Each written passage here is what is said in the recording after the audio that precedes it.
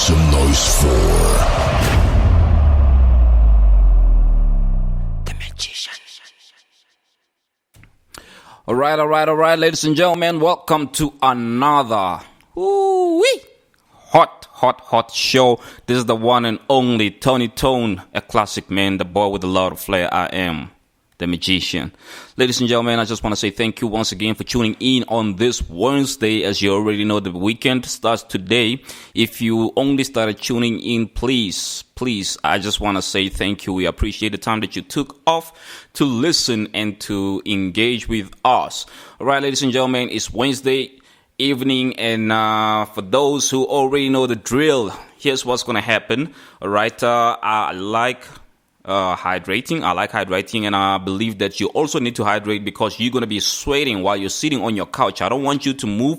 The only time I need you to move is when I say, listen, go get that ice cold jug of water because it's about to get heated. Today we've got a legend of a guest, and we're going to be chatting a lot about golf. This man loves golf so much that wherever he goes, he's got his golf set. Regardless whether it's a local or international trip, he always carries his golf bag. So, ladies and gentlemen, without any further ado, I just want to say, please, and you need to listen very carefully. We've got a legend coming through, and I need you to get 2 jugs of water today.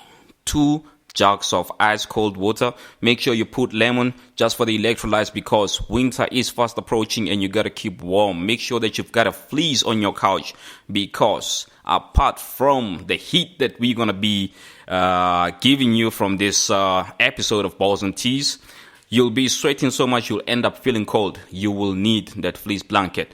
So I need you to get up, go get those 2 jugs of ice cold water. I'm going to do the same on my side, and then when I come back, I will be introducing our guest who is waiting for me as I speak. I mean, this man is so much of a golfer.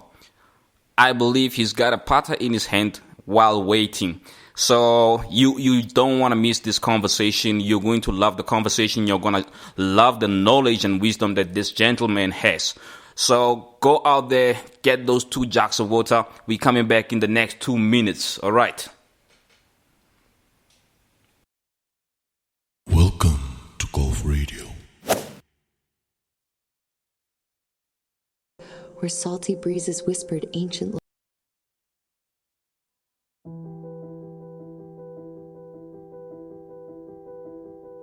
in the tapestry of time, amidst the rolling greens and whispered winds, a tale of golfing glory unfolds, woven with threads of courage and boundless dreams. Listen now as the echoes of history beckon, drawing us into the world of Francis Ouimet, where the ordinary became extraordinary and the impossible dared to be conquered. In the heart of Brookline, where shadows dance upon the fairways, there stood a young man, Francis, with dreams as vast as the open sky. Born not to privilege, but to the embrace of humble beginnings, he learned the language of the game, not from lofty clubs, but from the earth itself, where every blade of grass whispered secrets of resilience and determination. As the sun kissed the horizon and the US Open beckoned, Francis stepped onto the hallowed grounds of the country club, his spirit ablaze with the fire of possibility.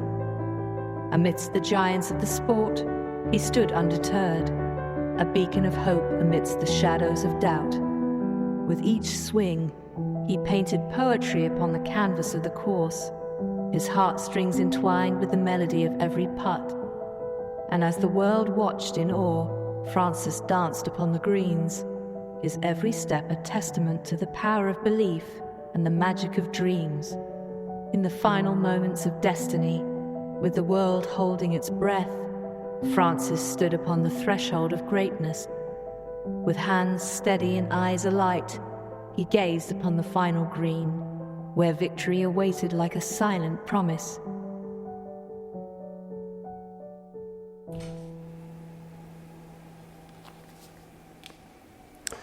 All right, ladies and gentlemen, thank you once again. As I said, listen, this is Wednesday, and as you already know, the weekend is starting. If you're working tomorrow, I don't know what is it that you're doing in your life, but if you're working on Friday, please make sure that you reach out to me. I will give you the recipe of starting your weekend on Wednesday. I'm not saying be lazy. I'm not saying abscond work. All I'm saying is that work smart, not hard. So, ladies and gentlemen, the moment we've all been waiting for, as I said, we've got a legend on the line waiting for me. And it's going to be a very, very interesting conversation, crossing over from radio to golfing. And we will be getting a little bit more knowledge and more insight into the world of our guest. Our guest today is Mr. Koos Radebe. And he'll be joining us in the next couple of seconds. I'm sure you are all dying to hear what Mr. Radebe has to say. Good evening, Mr. Radebe. Yes, sir. How are you today, sir? I'm good, thank you. I'm all good, thank you. Mr. Radebe, you're speaking to Tony Tone, the one and only magician from Balls and Tees. Yes. Yes, sir. Is this a proper time for me to give you a call?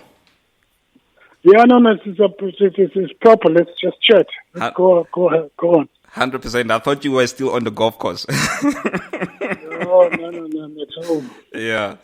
All right, Mr. Radebe, I don't think I've done I don't think I've done you justice in terms of introducing you.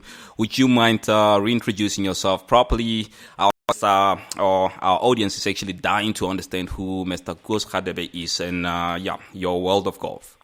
Yeah, your line is not very clear, you know. Can you hear me now?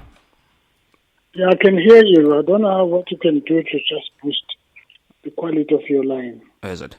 All right. How's about now? Okay, yeah. All right. No, Mr. Radebe, I was just saying that I don't think that I've done you justice in terms of introducing who you are. And it would be very selfish of me not to give you an opportunity to properly introduce yourself and give our audience a better understanding of how you fell in love with the game of golf.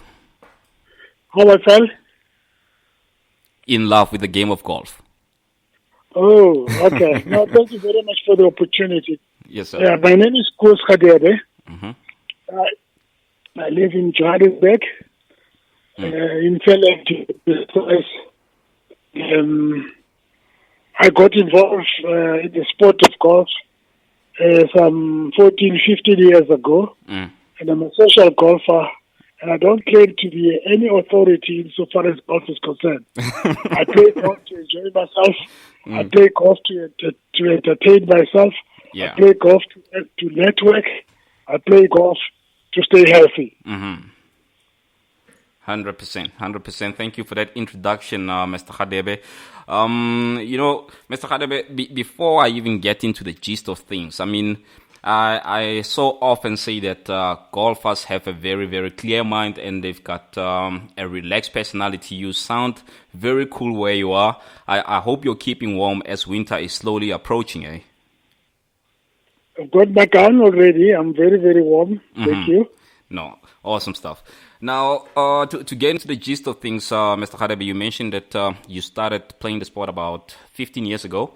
And I just want to get an idea of what actually ignited the passion for this sport. How did you get introduced to it? Was it a voluntary thing, or did you perhaps have friends who were already into the sport? I think there were a few factors that actually drove me towards the game of golf. One of them being social networking, business networking, as well as relaxation. I saw a need that guys that are playing golf have got a very high degree of relaxation, and they also enjoy what we call business networking, and also community development, opportunities that you could exploit by being involved with golf. And I would presume that obviously from a business point of view as well as a fitness point of view, that's what actually solidified your commitment to the sport from there onwards. Well, yes, it's actually the friends that I actually garnered, accumulated, the positive mind, a lot of common with.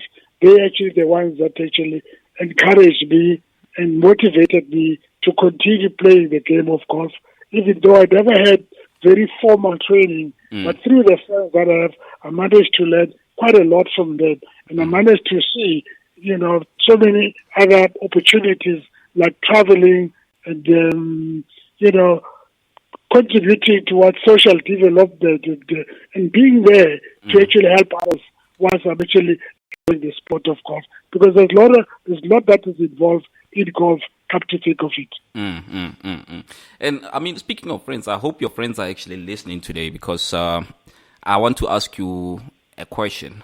They taught you how to get into the sport. Has the student outwitted the master yet? What's the question? I'm saying that since you were unofficially assisted in terms of training by your friends, have you outmastered them as yet? Well, we play and enjoy ourselves. One day I actually outsmart them. The next day they outsmart me, and there are those that are always that will always be more advanced than yourself. You'll never catch up with them. You'll always play second fiddle to them, but you don't have to get discouraged, because you don't have to be equal. To come in there with the attitude of enjoying yourself and making sure that your day is well spent on the golf course. What you did yesterday improves the next day, and you get a better game, better results after the end of the day. Not necessarily to beat others. There are those that are highly competitive, but I find myself playing a social golf that seeks no competition, but seeks enjoyment and interaction with other people of like-minded. Mr. Hadebe, I so often hear people saying that golf is addictive. Would you consider yourself one of the addicts as well? Not too sure whether it's addictive, but if I say I play 3 times a week, I'm not too sure whether I'm going to say that I'm addicted to golf. But I do play 3 times a week. Now that I'm retired, I'm at home. Sometimes I've got nothing else to do other than my reading that I do. Then I feel, let me go and have a game of golf. That takes me about 4.5 to 5 hours. Then I'm back at home and I feel fulfilled. And luckily this is one addiction that doesn't need any form of rehabilitation. I think it's all about time management at the end of the day. Like you said, you spending 5 hours of your day on the golf course and going back home to pursue whatever it is that you were busy with. I mean, that's just a matter of time management. Yeah, exactly. Time management is very critical, with golf, because even when it comes to arriving at the golf course, you've got to arrive at a certain time and be able to be on the tee box at a certain time. They sometimes say 20, 15 minutes before your tee off time, you've got to be at the tee box and all of those things, because you've got other people that are part of the event that you must not disadvantaged by becoming late. So time management, remains focal when it comes to golf and being part of a team and all of that. And therefore, once you finish playing, it's up to you whether you want to sit back and socialize further or you want to go and engage in other appointments. I like the fact that you're emphasizing time management and not inconveniencing other people by not being late. And with that being said, I always say that every sporting field or every sporting faculty has its own values and cultures. From your experience within golf, what particular values have actually been embedded in yourself that you believe are very key in this sport? Well, you learn to respect other people. Whether you are playing with them or not, you learn to respect them. Because sometimes you hit a ball and you just hit a shank. It goes the other way out of your line.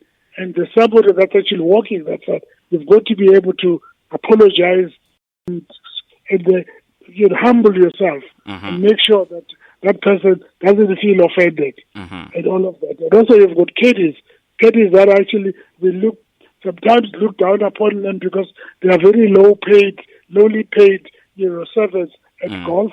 But at the same time, you must look at them as human beings Where you can afford, you give them more than what they're supposed to earn. You know, and be able to respect them. Respect the fact that they find your ball where you couldn't see it. They sometimes help you to direct your line when you are putting. That you must actually take this direction. Your ball must come left to right, or right edge or left edge, and all of those things. They help you. They help you in terms of maintaining the greens. Once you have played, your ball has landed, and it actually causes, you know, a pitch mark. And they assist you in actually repairing those pitch marks, and also cleaning your clubs. Once you're finished, or during your game, they keep on cleaning your clubs and carrying your bag. You know, those are people that I'm talking about. That still, the chief value is to be able to respect everybody else. That's on the course. We've got course marshals. Course marshals, they actually control the flow of the different players, the different four balls that are actually on the field. You also have got to respect them and not be slow when you're supposed to actually catch up with the players that are ahead of you, so that, you know, the field flows smoothly to the delight of the course marshals. Then it means their jobs is actually well done, 100%. And everybody else on the courses is happy because nobody feels delayed by you because you think you're better than the rest of the people. No, 100%. And then whilst we're still on this topic of values and culture, right? I just want to find out. I mean, 15 years it's a very long time, and I'd presume that you've met particular individuals whom you've formed relationships with, whom you've actually got into business deals with.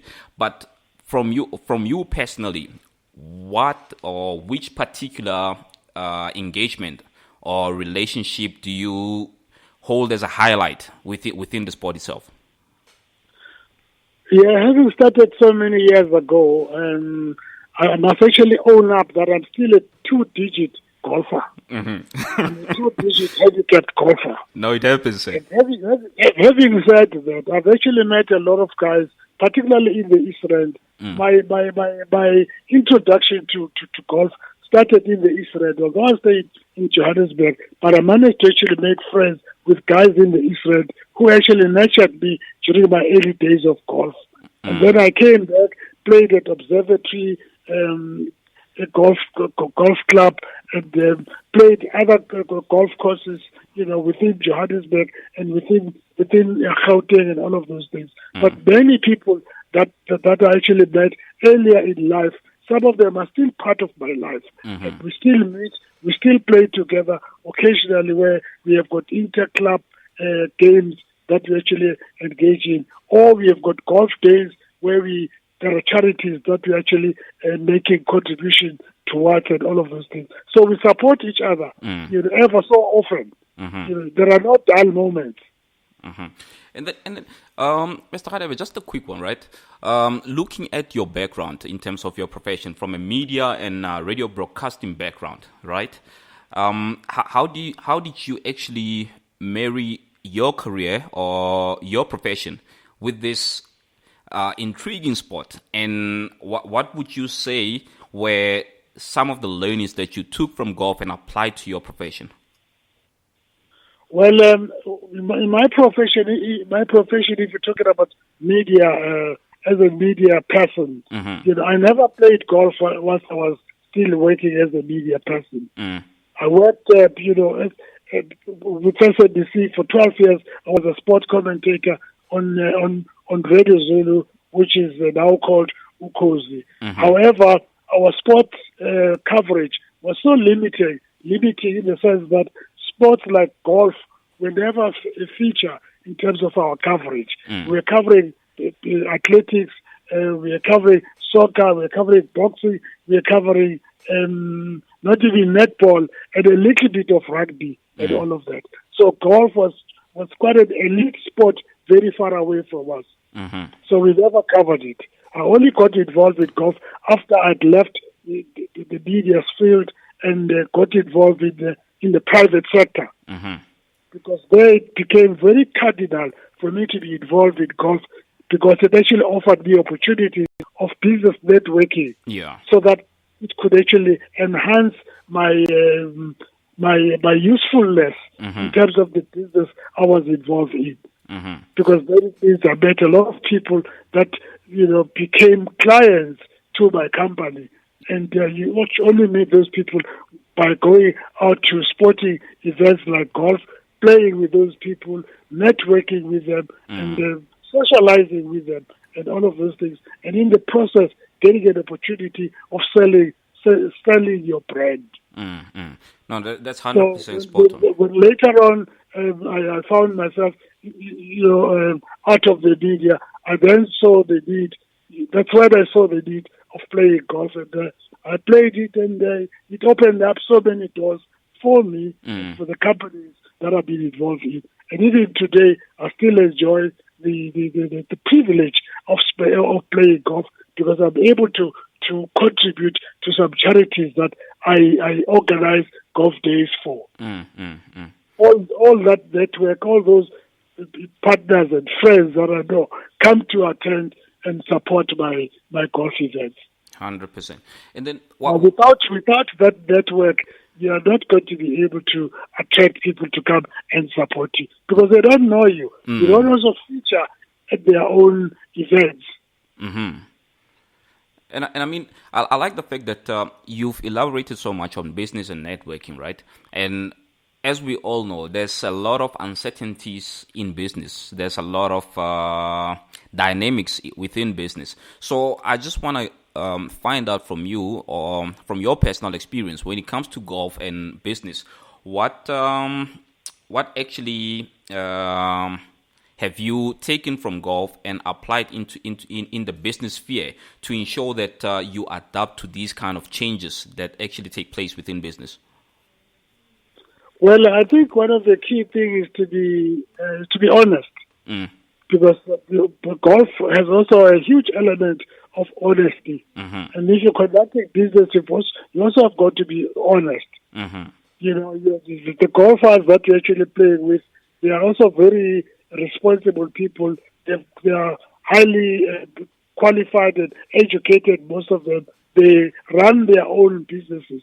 And therefore, you can't come in and try and use some dirty tricks and ethical tricks towards them. You need to actually stay focused and need to stay clean and prove to them that you are a trustable person and they can rely on you in so many things. Rely on you in terms of arriving early on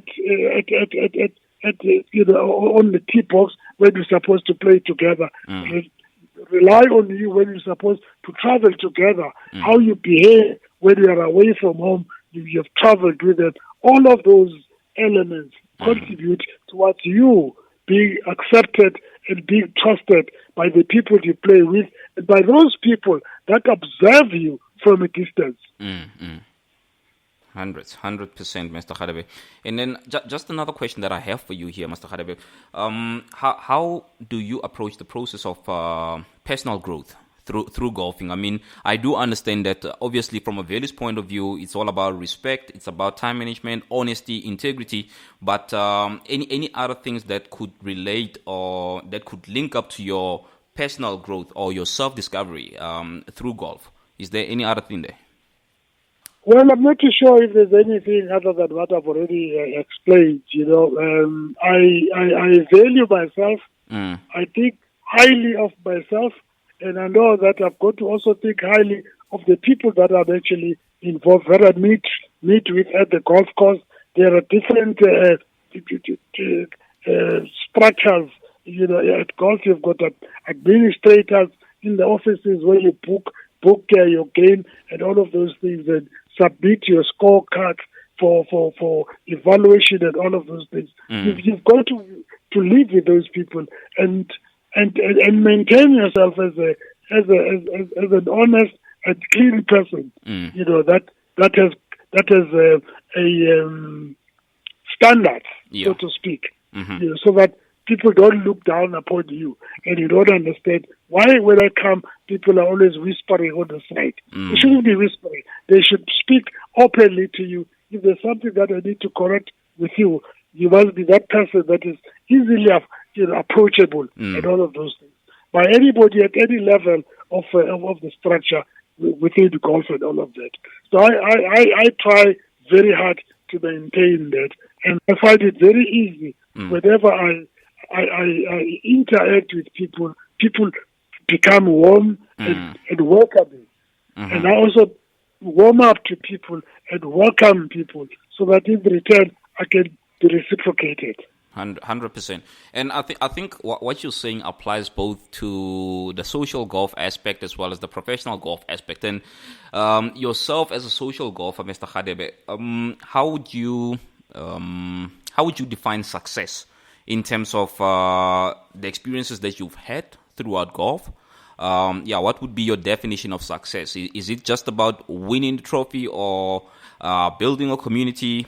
How would you define it in your own way, in your own words? Well, success is a very complex concept. Success is achieving more than what you achieving more than what you are capable of, or more than what you have put in, or something like that. It's a very difficult concept. Success means so many things to different things to different people. But insofar as I'm concerned, success means getting better than what I was the previous day, or the previous year, or the previous performance, and all of that. Then I see that I'm successful. I am succeeding in what I have, having more than what I've had before, as long as it is all coming through honest endeavors, not just through crooked endeavors. I like your honesty, and I like the way that you keep repeating the word honesty, because I think in golf it's a critical thing, because if you try to cheat in golf, I believe that you're cheating yourself more than anyone else on the field. It will affect your handicap index, and then overall the truth will always come out, right? It catches up with you. And then I just want to find out, I mean, I always look at the socio-economic environment of South Africa, most particularly within the golfing space. Golf, I personally believe that it's a very young sport, especially within our black communities. There's been a high influx of social golfers over the past couple of years, and I believe that from a socio-economic point of view, social golfers are actually contributing quite a lot to the golfing industry. I don't know what your take is there, seeing that obviously you have been in the broadcast and media as well. And when I'm talking about broadcast and media, you mentioned that you were a sport commentator at one point. Over the years, have you seen or have you noticed the major changes or any major changes around golf, most particularly the social aspect and the integration of black communities within the golfing field? Well, yes, I've seen quite a lot of developments, within the black community so far as golf is concerned. The interest that people have actually shown in golf is amazing. You go, people have got clubs. They've got schools. They call schools. They play either on Thursdays or Fridays or weekends. That's how they organize themselves to be able to enjoy the game of golf, because you can't enjoy it alone. You've got to enjoy it with a crowd of like-minded people. And therefore, some people would actually have, they live, for instance, in the Red Park area, but they've got a school that plays at CCJ in Woodmead and all of that on another day and stuff like that. So they always seek these opportunities of coming together and enjoying the game of sport with different people, different individuals, different social groups, because in that way you learn to embrace the change, you learn to educate each other, and you learn to empower each other through advice, through business opportunities and all of those things. It's amazing. Some black people have already made a huge inroads insofar as golf is concerned. They travel. You know, I used to do a golf day and take people to Clarence in the Free State. Sure. You know, once a year in November. And I would have a lot of people coming through. Some people would come from the Northern Cape at Khartoum. Yeah. And some would come from Durban, Durban. Some would come from Johannesburg. The majority would come from Johannesburg and all of those things. So you can see that there's a huge desire for people to actually get to see themselves involved in golf and enjoying the game as much as they possibly can. And also learn from traveling, because with traveling you learn a lot as well. That's true, because you get exposed to a diverse number of cultures, diverse number of people. But I just want to find out, Mr. Hadebe, I'm always of the opinion that golfers are kind-hearted. Golfers they hold communities close, very dear to their hearts. And with that being said, is there any charity organizations or any? Let me just leave it there to say any charity organizations that you are a part of when it comes to golf, and how is the support and the turnaround when it comes to such events? Well, I've been very fortunate, if I can put it that way. I used to, as I told you about Clarence in Bethlehem, I had a charity of children with disabilities at Bethlehem. They were called Pidisambana. Now they've got a new name. So we started and I ran that for a period of about 10 years until I left it, I think after 2021. I left it, and then I have had another one here in Johannesburg, which I'm still working on. We started some 3 years ago. It's called Ukubona Foundation.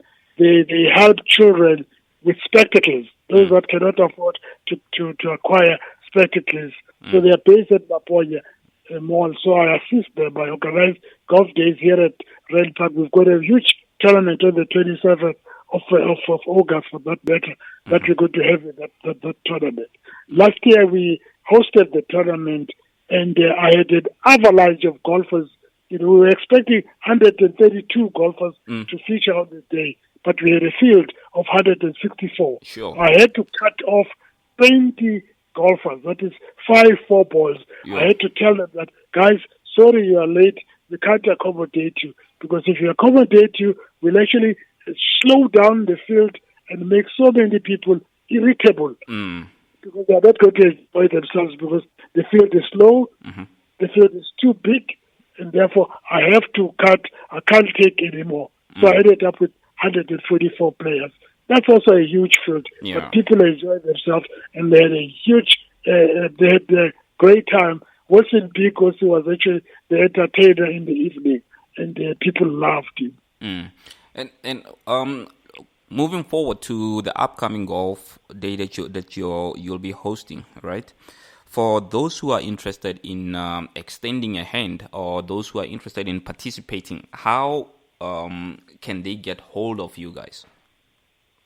Well, we will be issuing the invitations, before the end of May, because the golf day is in August. We will be issuing out the invitation. We've got a database of golfers, for instance, that I send out to, and also look out for sponsors and all of that. Those are the things that we find difficult to come by.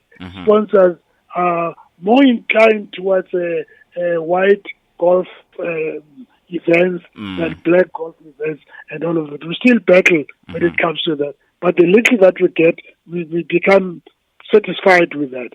So invitations are going to be issued out, and the data are also going to send it to you, so that when we have an opportunity, you can flight it on your airwaves and tell them, this is the date, this is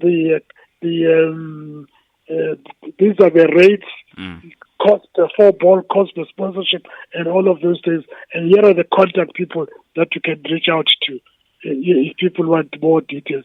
But my number remains the only contact number that people reach me out on, which I'm not going to advertise now because the golf we haven't put in all the nitty-gritties of the golf day. We are putting them in. We will be finalizing them within the next 2 weeks. 100%. And you don't want any early troubles as yet, because you will definitely get an influx of calls.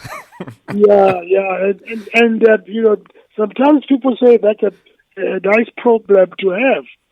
Because if you've got fewer people attending your golf day, you complain. But if you've got an influx of golfers, that's a nice problem to have.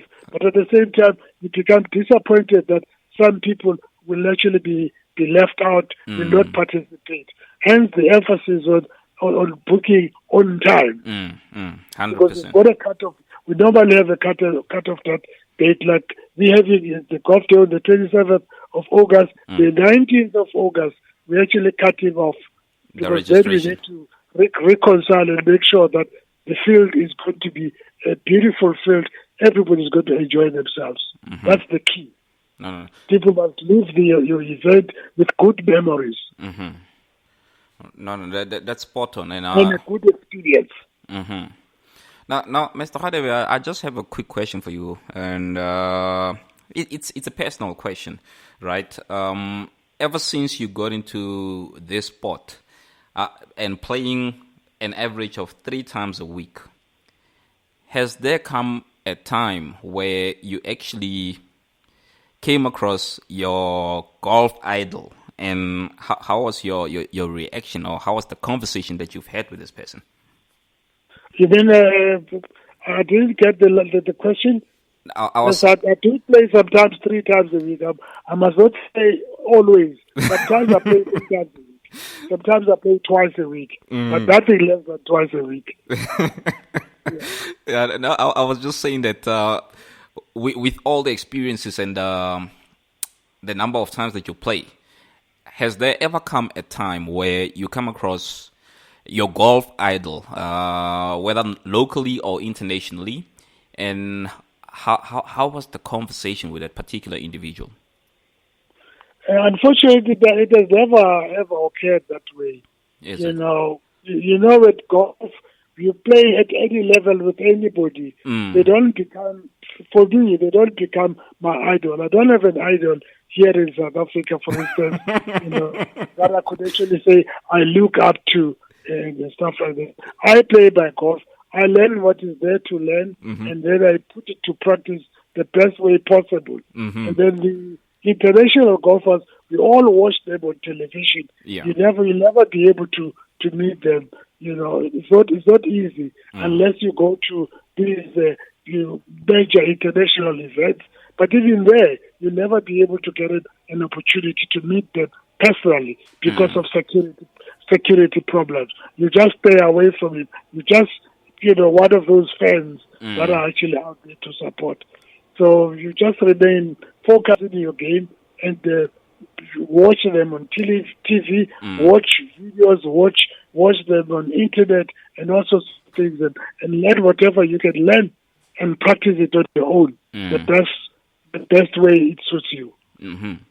And you spoke about coverage, watching international golf on TV.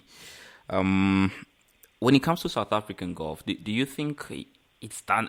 Justice has been done in terms of the coverage, because if there's any event that we seldomly see, will be the Sunshine Tour. But apart from that, I don't think I've seen anything more than that. Do you think that it is justified that we only see the Sunshine Tour once in a while? Yeah, the problem is that we don't have attractive tournaments. You've got the Joburg Open, the SA Open, and then you've got the Sun City Nedbank Challenge, and other occasions. But I think the guys are doing their best to cover whatever tournaments that are available. I can't falter them. They've got the reasons why there's less local golf than we desire to have. But I think it's mostly the lack of attractive tournaments that are actually supposed to be played. We normally watch overseas golf because there it is a huge industry. Yeah. A huge industry raking in a lot of money, millions and millions. So that's why there's so much interest. That definitely makes sense. And I mean, it wouldn't help to inject a lot of money into small tournaments, which obviously the return on investment wouldn't be justified. Now, but then you've got to grow those tournaments. Invest in the small tournaments and grow them.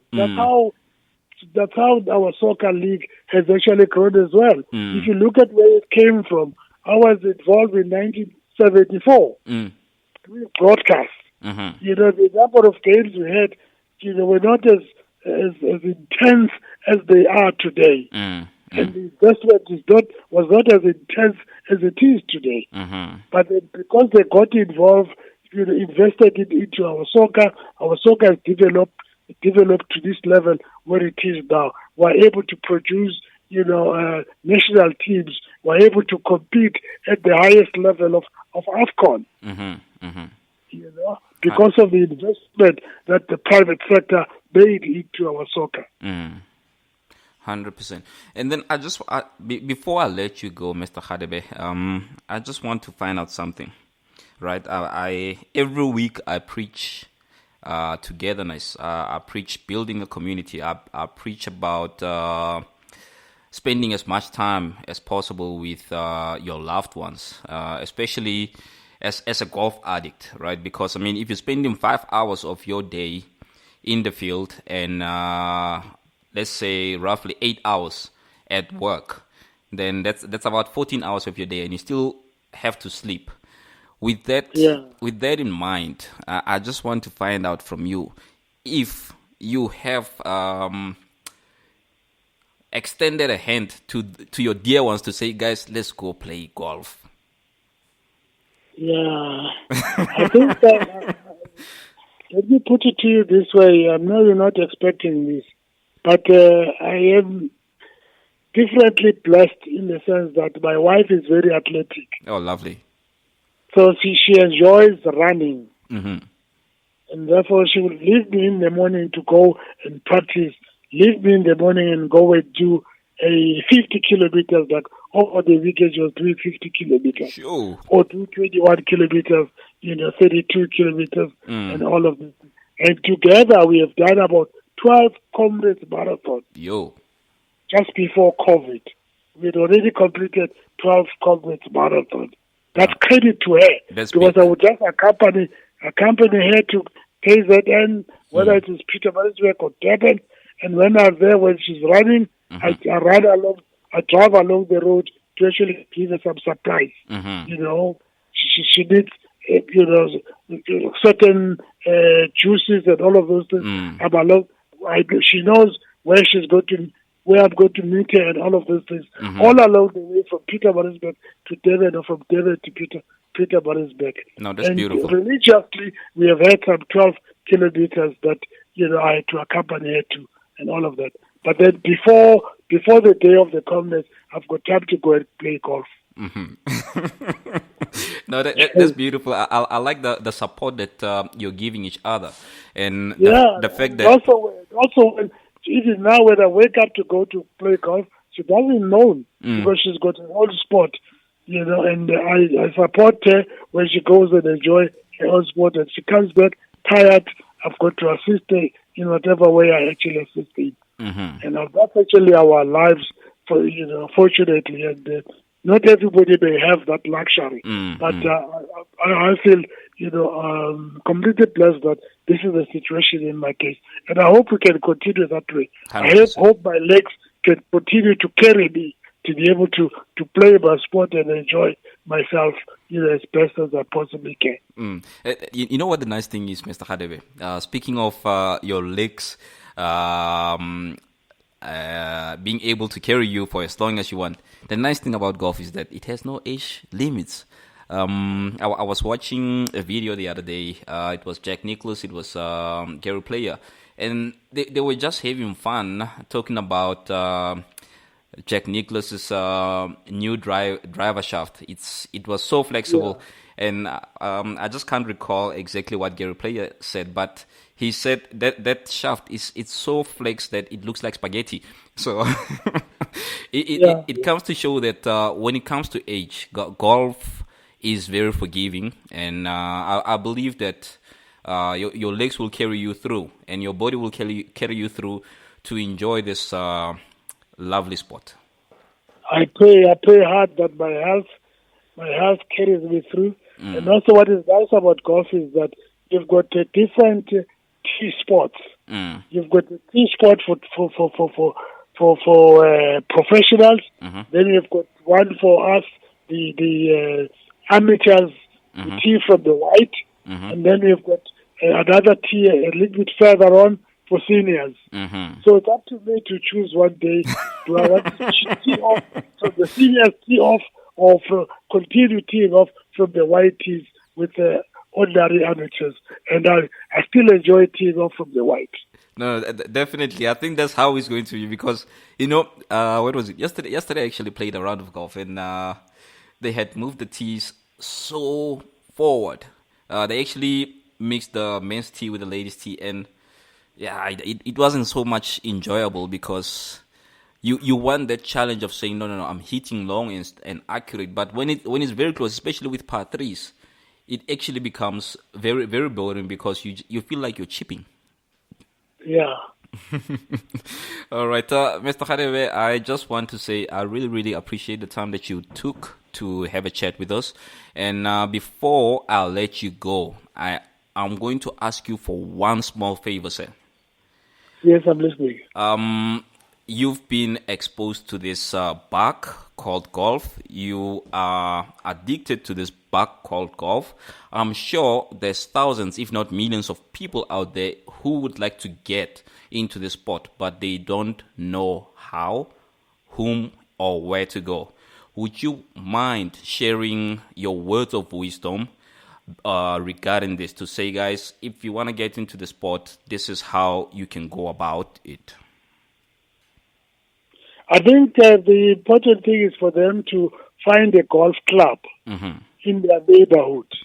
Find a golf club. When you go there, there's normally pros that help training newcomers. So, and list your name with the local pro, or the local pro, and find out how best he can actually assist you in getting into this game of golf through training. Because I think the key thing is to be able to get some training into golf, so that don't just jump onto the game with all the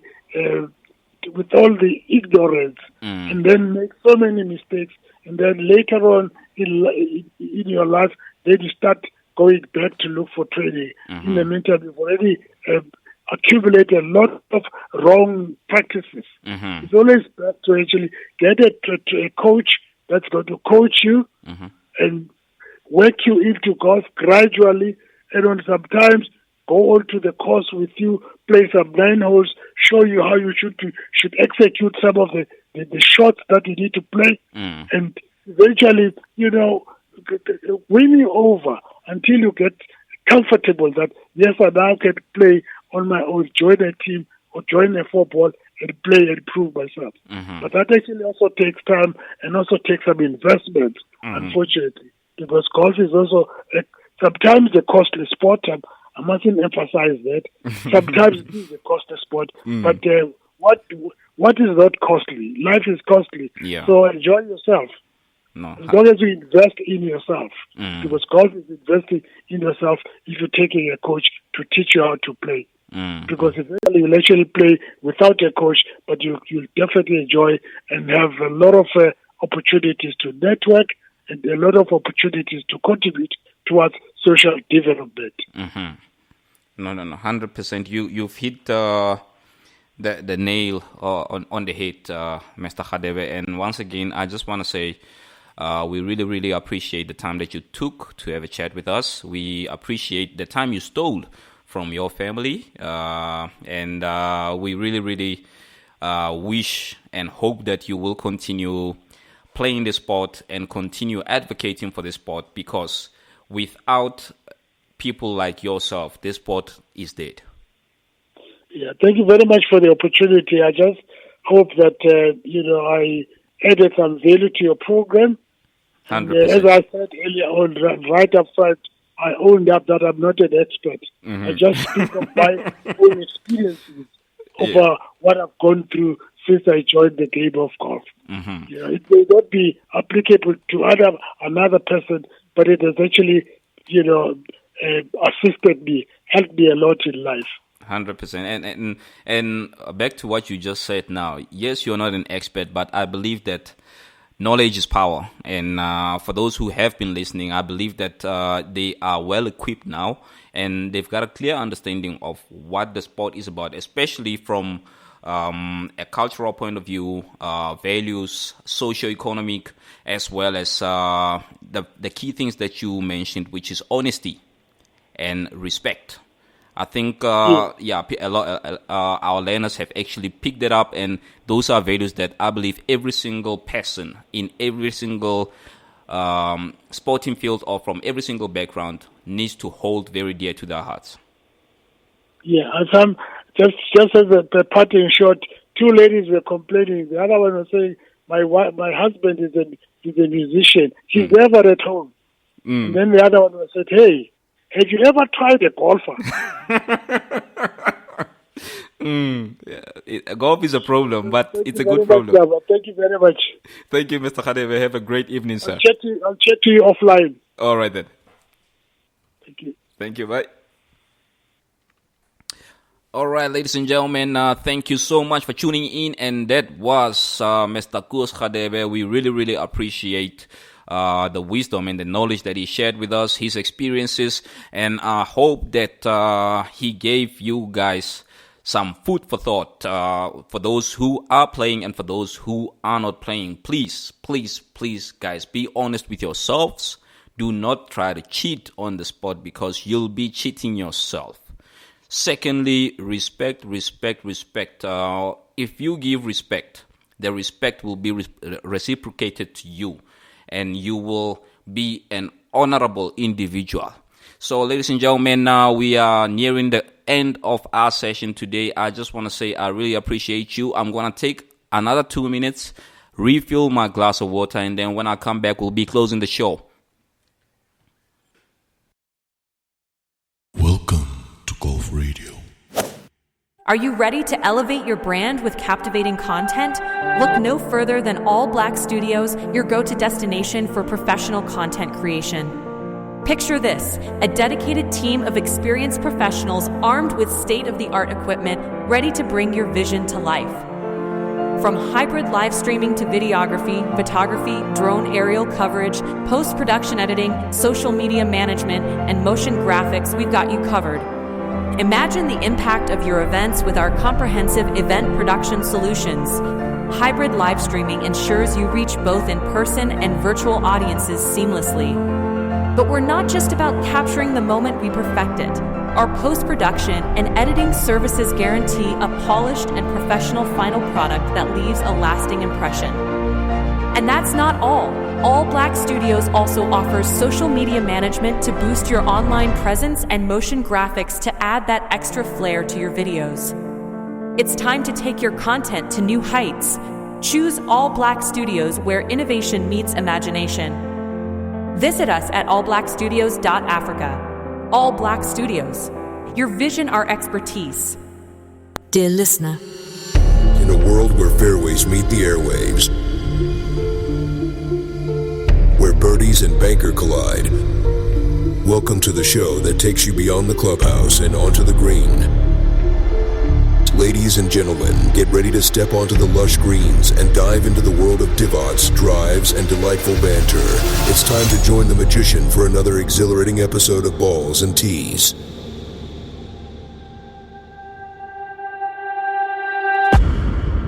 The Magician. All right, ladies and gentlemen, we have come to the end of our show, and I just want to say, without you, we are nothing. We are because of you. So I love you guys, and please, winter is approaching. Keep warm, hydrate, exercise, and make sure that you spend as much time with your loved ones. We've had the honor of speaking to Mr. Koos Radebe, and he shared his thoughts around golf, both from a socio-economic point of view, from a personal point of view, and from a social golf point of view. To all the social golfers out there, everyone that's playing golf but not on a professional level, I just want to say the sport depends on you. The growth of the sport depends on you. You are the pillars of this particular sport, and we will carry it through. Please continue supporting golf. Please continue inviting people into this sport, because I believe apart from having fun, there's a lot that happens on the golf course. There's a lot that happens on the 19th hole. And guess what? Everybody wants to start that weekend on a Wednesday. So please invite more and more of your friends and family into the sport so that they can start that weekend on a Wednesday. With that being said, I'm officially closing the show, and I want to say happy weekend. We love you guys. Look out. There's big things coming. You will love what we are about to bring next at Balls and Tees. The Magician.